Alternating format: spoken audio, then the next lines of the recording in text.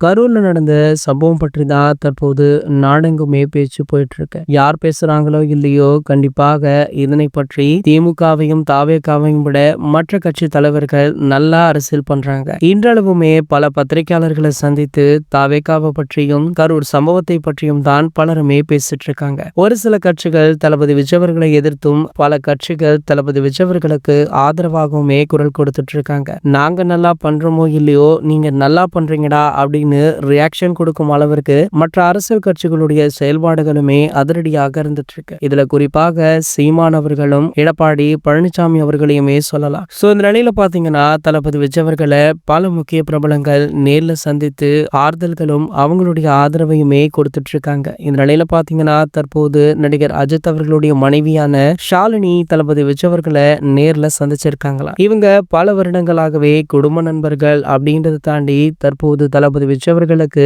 கண்டிப்பாக ஆதரவாக இருக்க வேண்டும் அப்படின்றதற்காகவே ஷாலினி நேர்ல சென்று நம்ம தளபதியை சந்தித்துள்ளார் அப்படின்ற தகவல் வைரலுமே ஆகிட்டு இருக்கு. தளபதி விஜய் அவர்கள் கட்சி தொடங்கி கிட்டத்தட்ட 2 ஆண்டு காலம் ஆக போது இதுவரைக்குமே ஷாலினி தாவேகாவிற்கு சப்போர்ட் பண்ணி வருவது பலருக்குமே தெரிந்த விஷயம் தான். ஆகையால தற்போதுமே அவங்களுடைய ஆதரவை வெளிப்படையாக தெரிவித்திருக்காங்க அப்படின்னு இந்த தகவலை தளபதி ரசிகர்கள் மட்டுமல்ல ஏகே ரசிகர்களுமே கொண்டாடுறாங்க. இது போன்ற செய்திகளை பற்றி நீங்க உடனே தெரிஞ்சுக்க நம்மளுடைய சேனலை மறக்காம சப்ஸ்கிரைப் பண்ணிக்கோங்க.